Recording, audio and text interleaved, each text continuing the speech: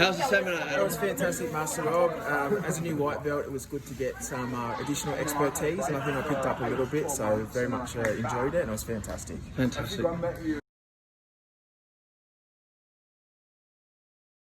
All right, so what do you guys want to work on? Is there any specific positions or anything like that that you guys are thinking about covering or anything like that? How do you use combat base into your game? Okay, that's a good one. Mostly, and its origin is mostly from guard opening, and when you're on top, defending and being safe in your opponent's open guard. So an example would be, let's say Melissa is here in my open guard, however I'm working it, holding it here. When she's on her knee base, even if it's a good posture and good base, really good posture, I can still quite easily move around and attack her. But when she has the combat base, knee up in the middle, now, and I want you to kind of just walk around and feel how your knee makes a pivot. We'll drill it a bit, and we'll try to watch and see. Let's go. On our medium screen TV. I can record this. Let's see.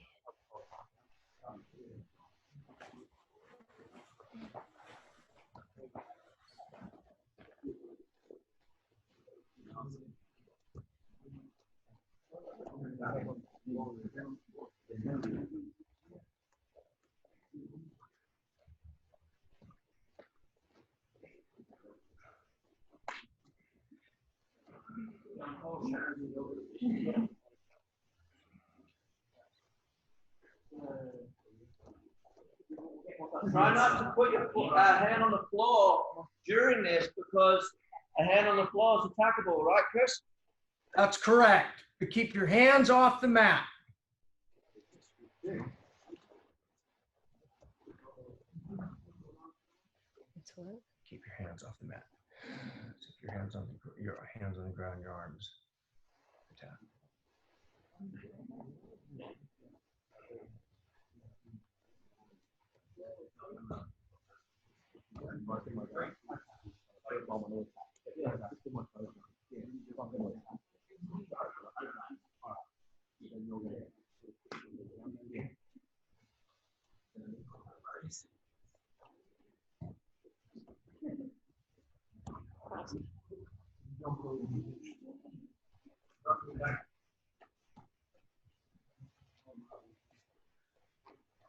All right, now guys, hold that spot exactly where you are. I want you to hold that spot. Well, everybody moved, it's okay. And in that drill, go back on your knees and see what happens. So execute.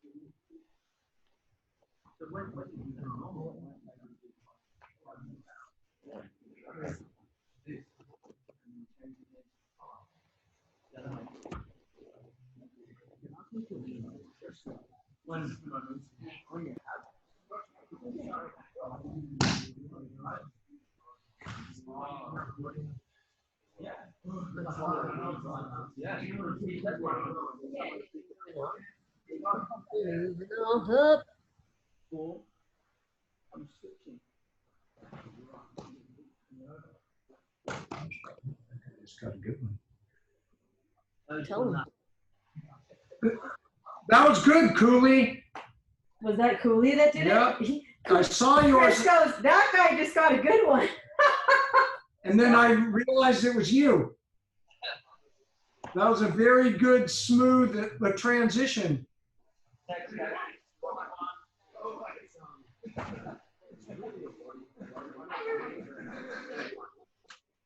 Okay.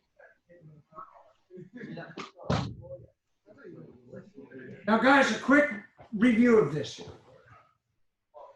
So, Melissa, how do you deal with younger athletic guys, maybe of a lower belt even? Well, For me, I've had a lot of injuries, so maybe I just won't roll with them. But seriously, I mean, if they're good training partners, I think that my primary purpose every time I step on the mat is to try to leave uninjured. That didn't happen last Sunday. My spouse decided to hurt me. But No blame. yeah, no blame. It was my fault because I should have anticipated that he was going to use every ounce of strength in opening my guard, and I should have just opened it and not tried to keep it closed at all. Leave, and it's good that you have that. But what you almost want to do is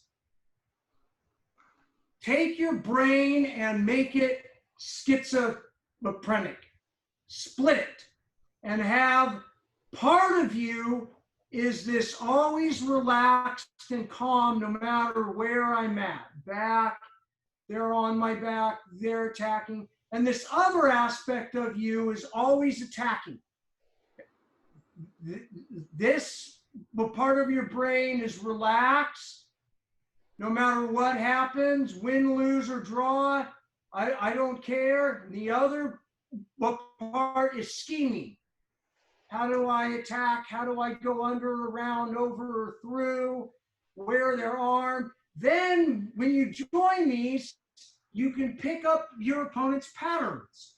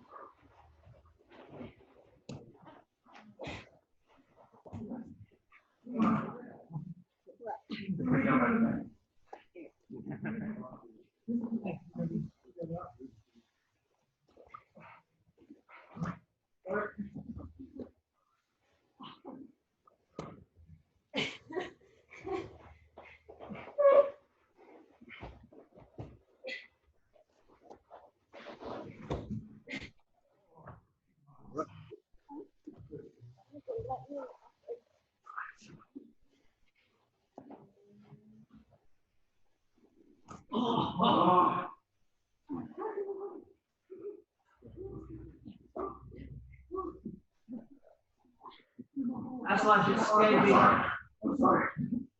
It scared me the hang on. You're gonna pull my head off.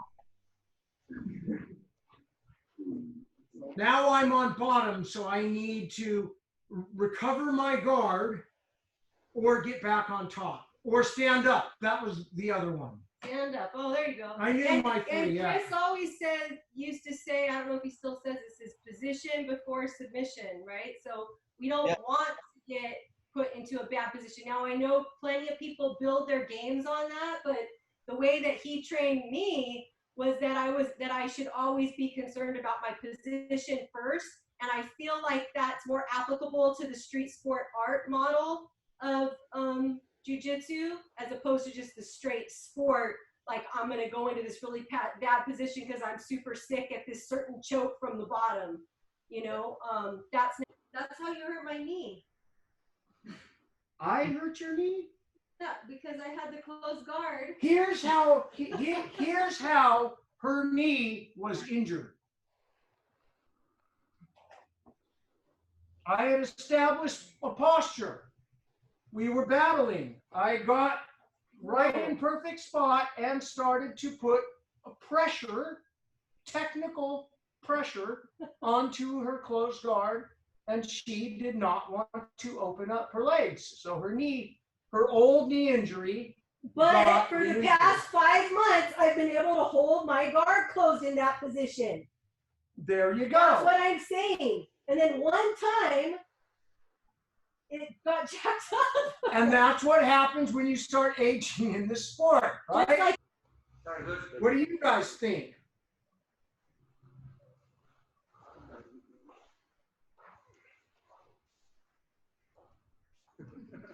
He asked you. I think we're all cogitating.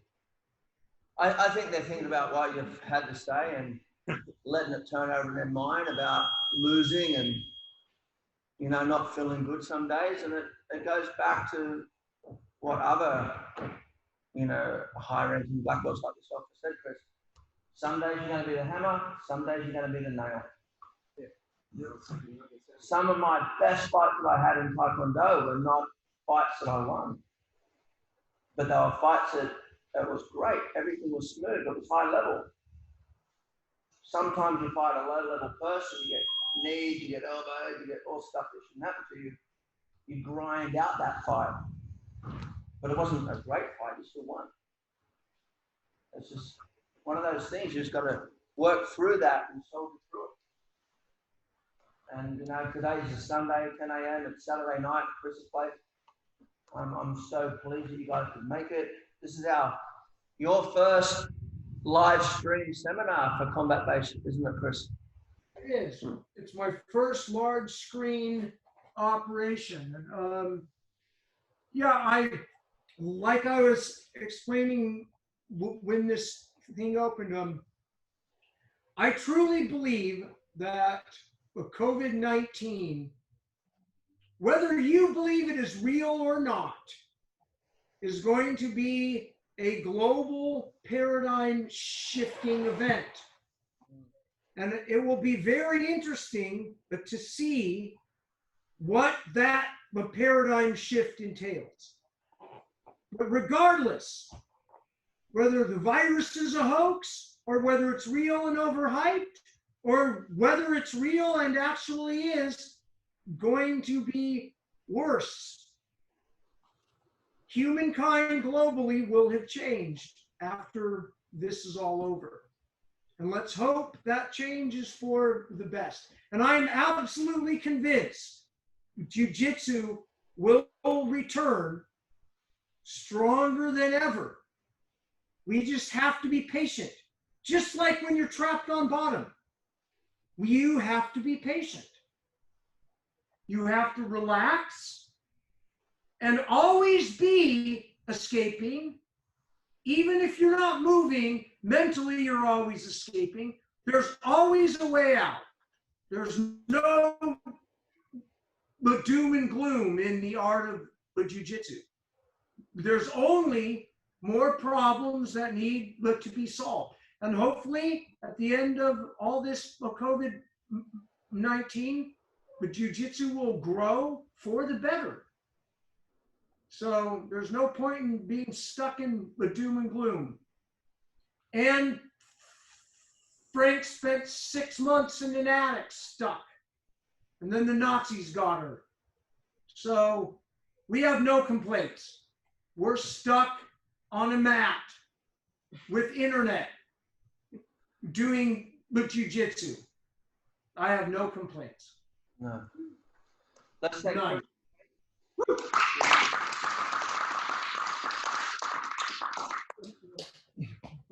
And Melissa, who's running around the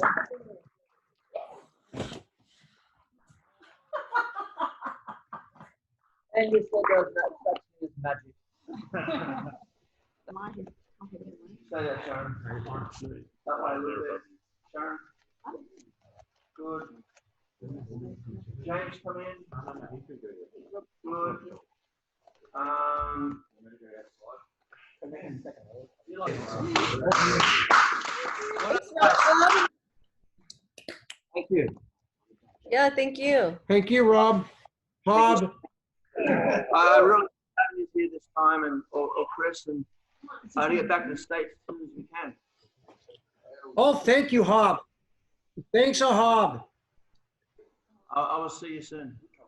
Okay, Okay, buddy. sounds good.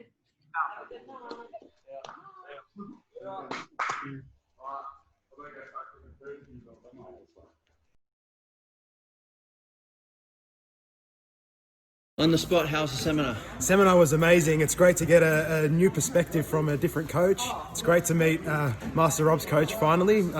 Professor Chris was amazing. It was a really good seminar. Thank you. How's the seminar, That Adam? was fantastic, Master Rob.